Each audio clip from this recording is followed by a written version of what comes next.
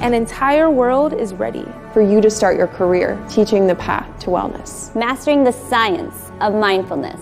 And the art of coaching. To help clients achieve mental, emotional, and physical betterment of life. Through movement, nutrition, recovery, and regeneration. Because impacting one person impacts a family. Impacting a family impacts a community. And impacting a community impacts the world. Become an NASM certified wellness coach.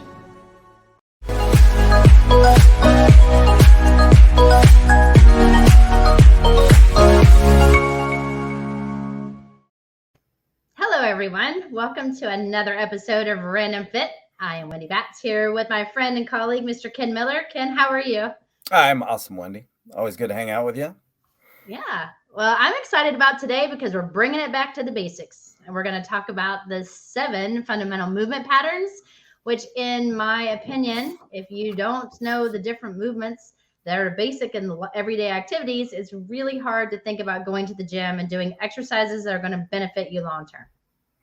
Right. And not only that, one of the things I'm sure, Wendy, you get a lot of questions on, when people know what we do for a living, they always like to do, hey, so I'm trying to do this goal, right? What's the best thing for me to do? Well, what are you doing now? And it's like, they tell me about the workout, and it's like, okay, well, what's going through my mind? Okay, what are the things that they're not doing? Because here's the thing, especially with guys, they want bigger shoulders, bigger pecs, and or maybe they want bigger legs. So they tend to migrate towards certain movement patterns, and they do it a lot, which also means. Wait a minute. Did you say that you know a guy that really wants to work on his legs? Yeah. Because if so, I would like you to send me. Let's not go crazy. That's one guy. That's one guy. Okay. So this one time there was this one guy, and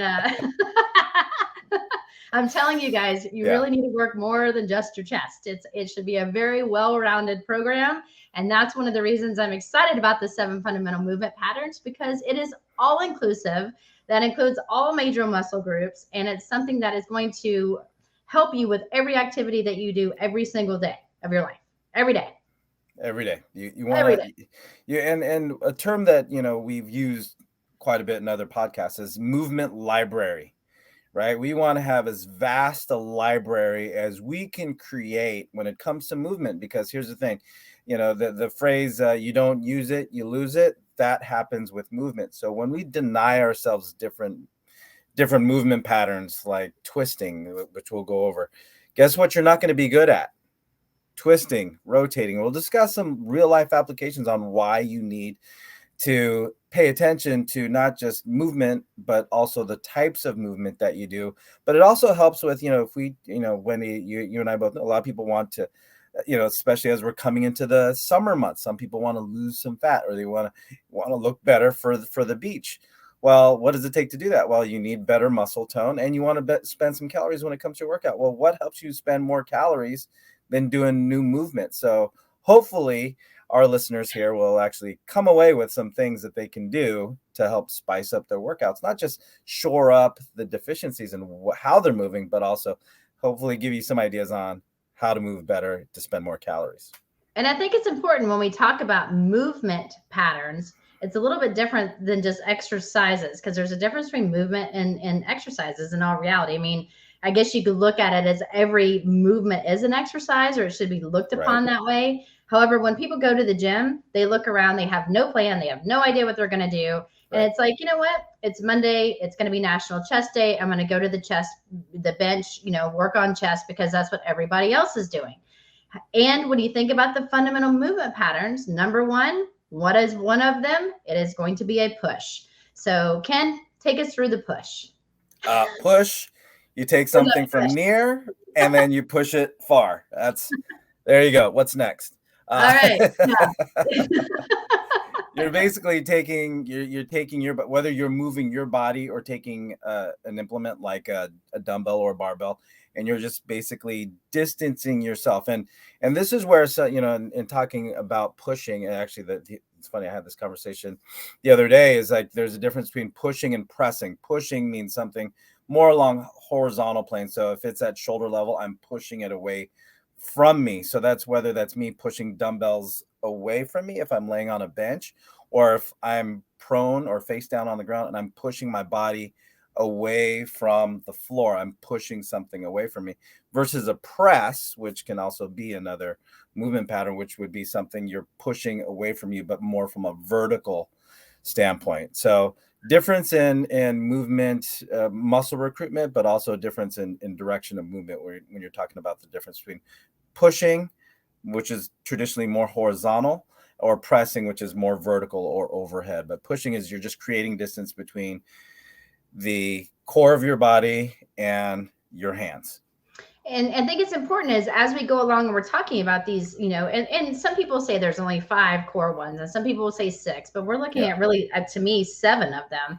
And think about how this relates to what you do every single day in your life. And so like when you're getting out of bed, some people have to push themselves up, or if you're getting off of the floor. I mean, so when you're kind of thinking about a program, you want to think about too, what do you do every single day? What is your job? What is it that, that you notice yourself feeling tension and like stress? And so people normally, especially, when we had the pandemic, were having some issues in their neck and their upper back. And it was mainly because they were on the computer a lot. They were looking down a lot. They were reading. And so with the rounded shoulders and the forward head, if you go to the gym and you just do a lot of pressing, you're already going to be like working a lot of muscles that are in a shortened, overactive position that could actually feed into that compensation, because that's something that we're seeing a lot more of as personal trainers is those 2 main compensations, the forward shoulders and the forward head. So if you're going to do a lot of pushing, which again, there's a time and place, and I'm a big fan of pushing. All right. I think it's important to think about what I would think is number 2 would be pulling, which would be the opposite. Right. And oftentimes we're going to see the middle to lower traps be in an overactive or lengthened or just compromised position. And so you want to think about doing some type of pull, which would be like a row or, a cobra. So stuff to where you're going to bring your shoulder blades together and then unshrug. So, I mean, think about that. If you're always this way and you're rounded here, if you sit upright, you bring your chin back and then you try to bring your shoulder blades down or together and then you push them down. If that feels really odd to you, then you need to be doing a lot of pulling, because again, if more you can pull, it's going to better align your shoulder capsule. You're going to have more freedom of motion in your shoulders. It's not going to make your neck feel as stressed. And it is going to help you, especially if you are that person that sits in the computer throughout the day, multiple times a week. Right. And again, it is about, I think the biggest point, if you're going to compare, well, just the first 2, pulling and pushing, a lot of what we do is biased towards the front. So just to create some parity or balance, if you will, have as many pulling situations as you do pushing. And traditional exercises in the gym, exercise selection in the gym dictates that, we are biased towards doing things more in front. And you know why, Wendy? Because you can exactly. You headed me off at the pass. You can see that in the mirror, right? If you're flexing up, but nobody ever looks at their back, right? So I do. Yeah, you do. I'm looking at your back, people. I am looking at your back. and that's the big part of it. It's like, okay, are you balancing out what you do forward with what you could be or should be doing backward or reverse direction? So you have anterior resistance and posterior resistance. How are we challenging those upper back muscles, not just the necks and the traps, right, but also those muscles between the shoulder blades that help us stand upright. If you're not doing it now, definitely it's something your body's going to appreciate and love you for if you do it today, so that 2-3 decades down the road, you're able to hold yourself upright and you're not going to be so crunched and flex forward, as you mentioned. So pulling just needs a lot more attention. So that could be a bent over row with the dumbbells. I love using my sandbag, with as far as a standing bent over row. That way I work the whole posterior chain. But as I'm in that flex position at the hip, I can actually pull up, work those postural muscles, and specifically those muscles between the shoulder blades. Mm-hmm. Yes. And those of you guys that are just joining Ken Miller and I on Random Fit, we're talking about the 7 fundamental movement patterns. So far, we've talked about some pushing, which most people in this world are very familiar with. Talked about the importance of pulling, which again, to me, if you know that you are a rounded person, meaning, you're tied up in the front, I'm not saying don't work it, but maybe look at some ratios to balance your postural look, especially in the upper body. So maybe for one little push thing that you do 2 or 3 pulls, and hopefully you'll start to see yourself feel and move better, especially in the upper body region. But then I think another one of the 7, so if we think about push and pull, let's talk about the squat. So squat, you want to think about this: getting in and out of your car, getting up and down, like from a seat. If you're going to, like getting up and down off your couch, whatever it is that you're doing where you have to bend your knees and straighten your knees to get up and down from one position to another, guys, that's a squat. And so we do that every day. And so you get what you train for, as you mentioned earlier. So if we want to be able to make sure that, especially as we age, that we're doing things for activities of daily living, the prime movers of a squat should be your quads, which is the front of your legs, and your glutes. So the big house in the back.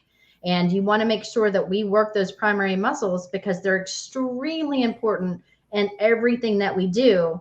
And it's kind of hard not to talk about a squat without talking about, when we're talking about movement, you got to think about gait, which is another movement pattern, and also the lunge. So, I mean, there's 3 right there that are fundamental movement patterns that all consist of working the quads, the glutes, having really good hip mobility and function.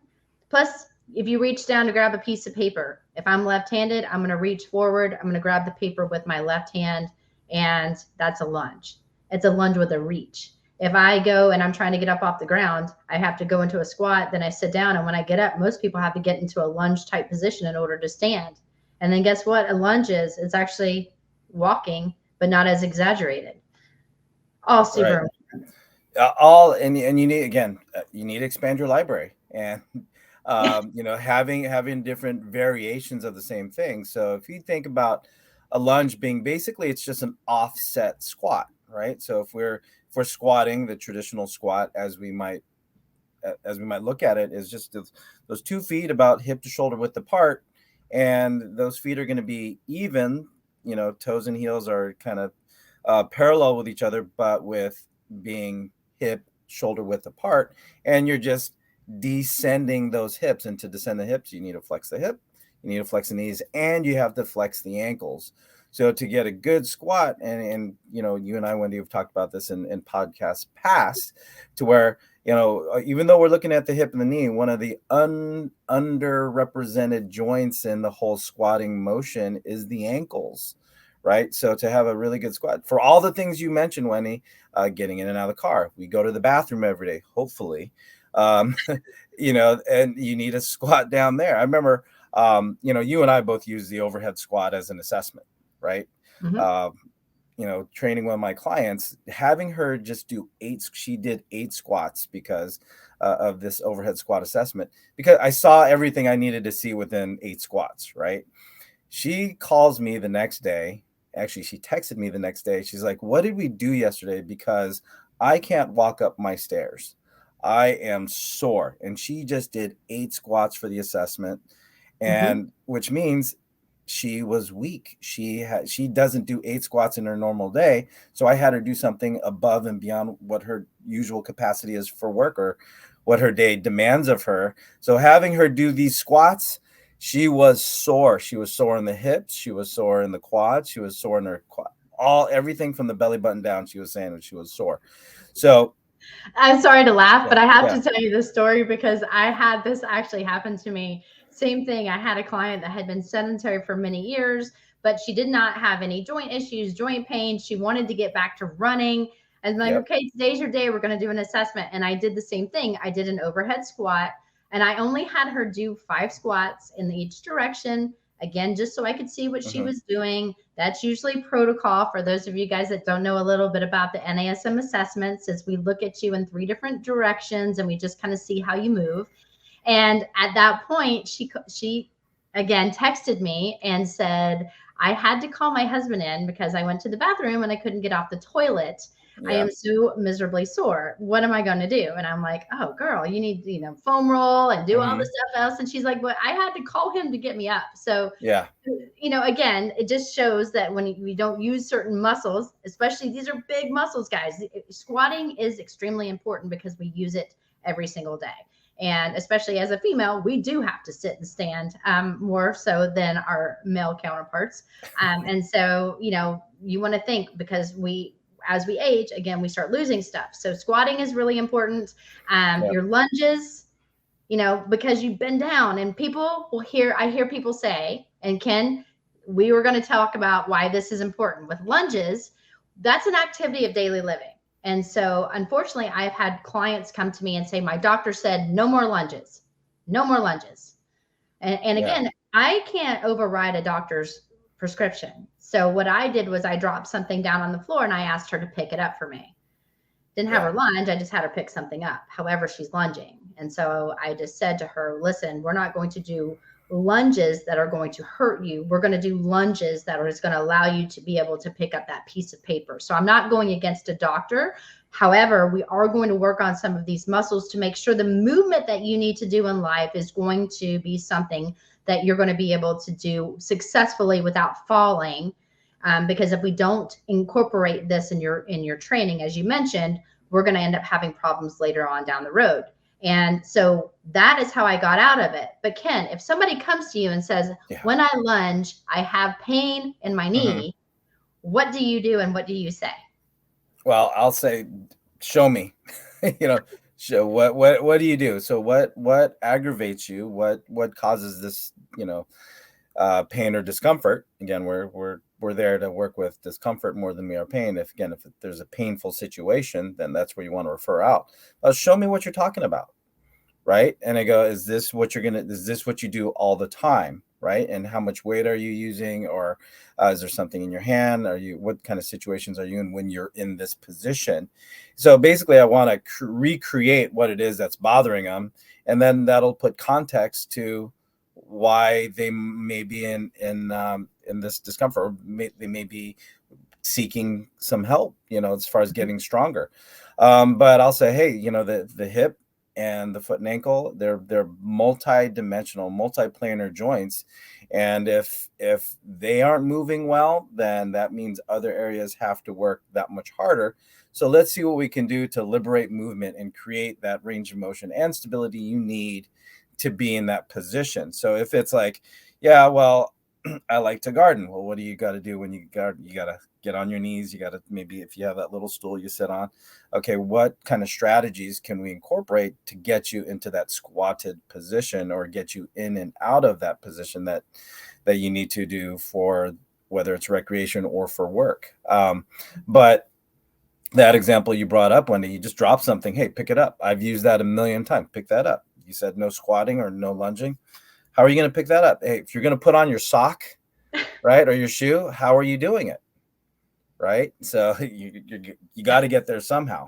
Right. So, so squatting and lunging, closely related, but different. So you brought up getting in and out of a car as an example of a squat. I use it more for an example of a lunge, because if I put one foot inside the car and I have one foot still on the ground outside the car, then as I descend in, my hips into that seat or that chair, what are we doing? We're basically doing a lunge, basically a multiplanar lunge, as I get my butt into the car. So, either you're getting into the car or out of the car. It's you're descending or ascending out of a lunge, right? Yep. So we're doing it every day. Because I just say, and to your point, I think it depends. Like as we're younger, we would kind of lunge in and lunge out. As you get older, sometimes they have to swing both legs out. Like I'm looking at my 81-year-old dad, and he literally has to turn both feet out and push himself up in order to get out of the car. Yeah. It's almost time to take the keys away, but we're not there yet. So, just something to think about. But one thing, those of you guys that are just joining Ken Miller and I on Random Fit, we're talking about the seven fundamental movement patterns. And so far we've talked about pushing and pulling, and then we're kind of putting these three together when we're talking about squatting, lunging, and walking. But I think it's important, if somebody is having, or if you yourself are having some issues with your knees when you're doing any of these, one thing that you can do is just glance at a mirror and put yourself sideways, and then either lunge or squat. And like you said, do it your way, try to keep it pain-free, and see how you look. Because from a sideways angle, your shin and your back should be parallel. And if you are parallel in those two areas, then you've got good weight distribution between your ankle, your knee, and your hip. So when you were talking about you need to have good range of motion, those are the primary joints that you need to share the load, or one thing is going to feel more stress than the other the other two joints. And so if you can see that right away, that's one thing. But one thing also to think about is when you're lunging, if you have pain in your knee, and especially if it's your back knee, then oftentimes your torso is too upright and your hips are really tight. And so when you try to actually lunge straight up and down where your torso is in line with your back leg, if you don't load the front leg, which is where you should load it in a lunge, if you're loading your back leg instead and your hips are tight, then you're going to have your hips pull up and it's going to cause some irritation and stress to the knee itself. So if you notice this next time, just shift your body weight onto the forward leg and not the back one. Use the back one as kind of a kickstand. Don't lean all the way over, but just slightly, shift your body weight and then stand up. And if that happens and you say, oh, my knee no longer hurts, it just means that your hips are tight and you need to think about how you're lunging and make sure that you're doing it in a way that's going to help strengthen the glute and quad on that forward leg. And you can maximize really getting good muscle, activation and functioning to the proper muscles that should be the prime movers in those particular exercises. Right. There's my rant for the day. Yeah. Yeah. I mean, a lot to consider, but that's, again, in the context of what we're talking about here on Random Fit, we do want to make sure that if you feel like you need a little help or you need another set of eyes to help watch you move better or get some guidance on how to improve your squat or improve your lunge, find a NASM certified personal trainer in the local gym, health club, personal training studio. And they'll, because they're certified through the National Academy of Sports Medicine, they'll understand better of what it takes to move optimally when it comes to squatting, because that is one of the assessments, as Wendy and I discussed. So I think one of the next ones we need to talk about is a hinge, a hip hinge. And when it comes to hinging at the hip, this is one of those exercises that you're relegated to when you can't squat and you can't lunge. And they say, well, I can't do knee stuff because my quad, I can't do quad work because of my knees.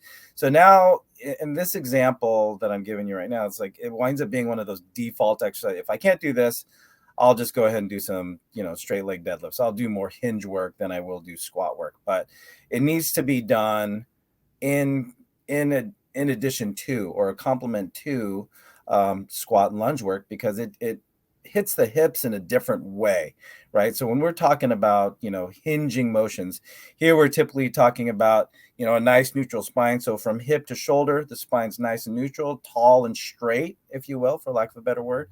And we're forcing the hips to flex, right? So a lot of times in a straight leg deadlift or a single leg straight leg deadlift, if we're talking about a balance component, we are talking about the hips are going back, right? While you're hinging at the hip, and the chest or your torso is going to lean forward. So predominantly there's little to no movement in the knee, where predominantly you are moving through the hips. And one example of a good sequence where you need to hinge throughout your day is like, Wendy, you ever have to reach deep far into the bed of a truck and you're standing at the tailgate and you have to reach something that's kind of slid back? How do you reach it? Are you going to squat your way to it or what? Have you seen me, Ken? I don't hinge in the back of a truck because I'm barely past the tailgate. So I crawl into it. I'll be like, I just asked for help. Excuse me, in there. I really don't want to have to take the other part, like the top off. So let's bust out the step stool for Wendy. Sorry, I was a bad example, but yes, you would hinge usually in order to do something like that. Yeah. So and where that needs some education, especially in the gym, is that we don't know how to hinge. We don't know how to, quote unquote, isolate the hips for hip extension, which also means being able, if you can extend well, you can flex well, right? So if I can extend through the hips well, I can flex through the hips well, but also being able to do it while maintaining good posture. So a lot of times when we're forced to bend at the hip, what will we do at our low back? We'll tend to round at the low back. We'll tend to slouch. We'll turn to curve the spine, which can put more stress on the discs in between the vertebrae. But if we have stronger hips, or if we train the hips to hinge, for one, we get the coordination to do so, but also the stability to maintain, good upright spine or good integrity through the low back as we get that tailbone to shift backwards. Then we're going to not just use the big muscles with the glutes, but also we're going to maintain stability and do what we can to offset stress through, let's say the hamstring complex, as well as the low back or the spinal complex as well. So hinging needs more representation in the gyms, because when I work out at a gym, you just don't see as much hinging as you do squatting, and they both hit the hip differently. Again, you need diversity in movement, especially through the hip complex. Yes. And to your point, I mean, if you can hinge correctly, you're going to take a lot of stress off the lower back, which again, when you look at, all the research that's out there, you're going to see the percentages are 80% or higher of people with low back pain. And a lot of times it's because they don't know how to hinge. So when you do have a lot of that roundness and you don't have really good ability to hinge, meaning flex and extend your hip and get your glutes to work, your lower back is going to take the wrath. And so when we talk about really trying to decrease chances of injury and why these basic fundamental, I will say, movement patterns are so important in our life, we're trying to do things to strengthen the right muscles so they fire at the right time and the right plane of motion, and not just cause stress and do something just for the sake of getting it done. And so the more that you train correctly in the gym and you really start to embed in your brain good movement patterns, it's only going to transition into those same movements when you're doing things without, cognitively thinking about it. So I think it's very important that when we're talking about all of this stuff, that you have intention and that you really think about these movements, because you're going to get a lot more out of them. Right. I'm going through all kinds of rants today. Listen to me. I know. You need a separate podcast for each one. I know. Just don't do this. I don't want you to get hurt. I think you need to meditate a little bit, Wendy. I need to myself. So the next one, and this is, again, we talked about gait a little bit, but the next one I think we need to talk about is rotation. Yes. Right? We rotate more than we realize, but it's one of those things you just never see in a typical exercise environment. A lot of time, I guess on that note, a lot of times when we see people performing exercises, they're performing it in what we call a sagittal plane. Everything's in front of us, right? We're not really doing anything sideways, right? Or in this example with rotation, we don't do a whole lot, which means we are subject or prone to injury when we have to rotate. So when we have to turn and we've got something in our hands, or we have to turn quickly, and if we haven't moved, rotating left to right or right to left, whatever the situation may be, if you don't train it, right, it's naive movement to the brain. So if the brain isn't used to it, it's like, hey, what are you guys trying to do? I see you're trying to get your shoulder to turn this way and your hips are turned the other way. What's going on? It doesn't know how to sequence them. It doesn't know how to coordinate that motion. So when it comes time to actually having to do that under duress, under load, under high speeds, that's where the brain goes, okay, well, I'm just going to contract everybody. Everybody's invited to this party, which means you're going to have some unwanted forces around the joints.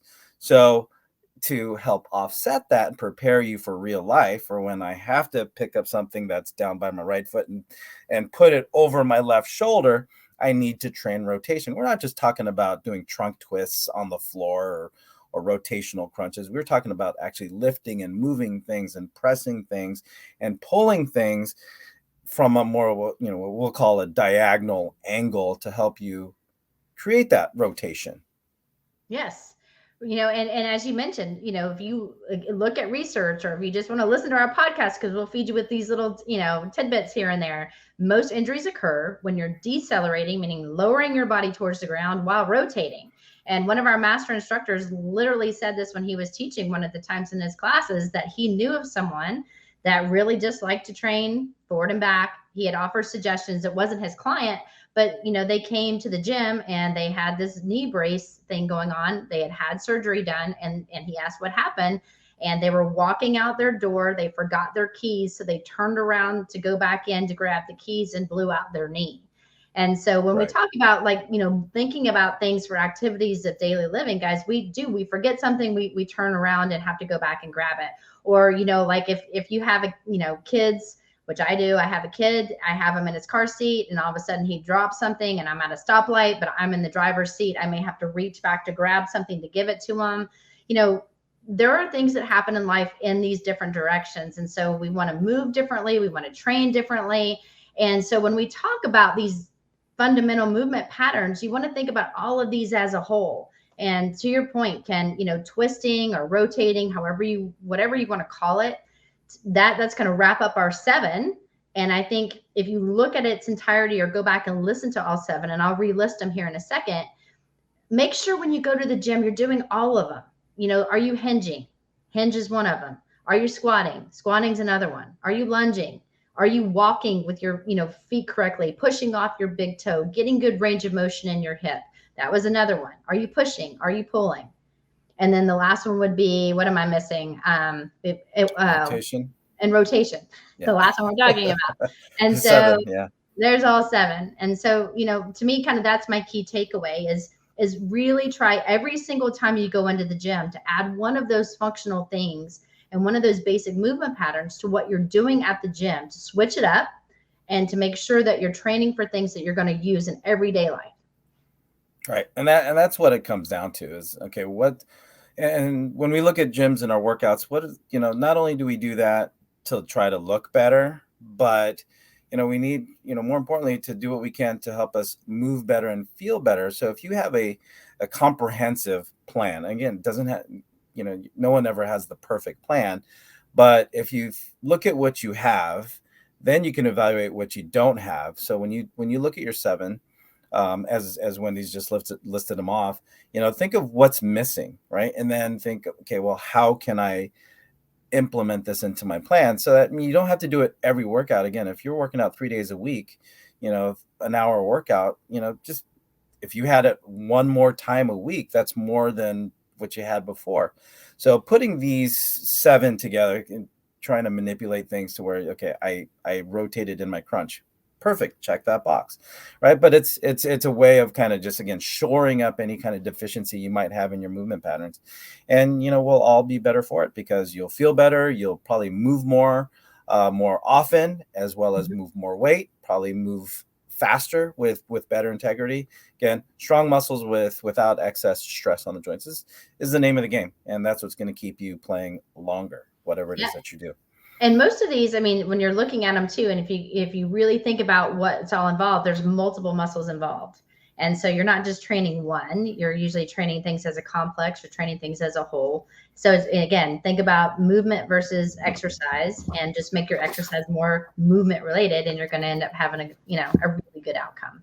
So, right. So Ken said, this was fun. Like, I'm glad we decided to do this because you know what? Sometimes we take for granted the basics. And if you don't go back to the basics, then you're really missing a key component on things that are just going to excel you in your workouts. That's right. So look at what you're doing. Look at what you're missing. Add it in there and keep it simple, right? That's basically what it comes down to with these 7. So hopefully if you've been doing it, keep doing it. If you haven't, evaluate things and make sure we put in what we're missing. Again, expand your movement library. Put it all in there, right? Have a big vocabulary. All right, Wendy. Another great episode with you. Always learning something from you every time we have a chance to record these things. So thank you so much. And for all of you that are listening to us here, both Wendy Batts and I, Ken Miller here on Random Fit, thank you again for listening to this episode. If there's something you want to have us talk about, discuss when it comes to random fitness, let us know. Like, follow, subscribe, and more importantly, comment. That's where we get our information as far as what it is that we can deliver to you and make this show what you want it to be. So until next time, take care and be well.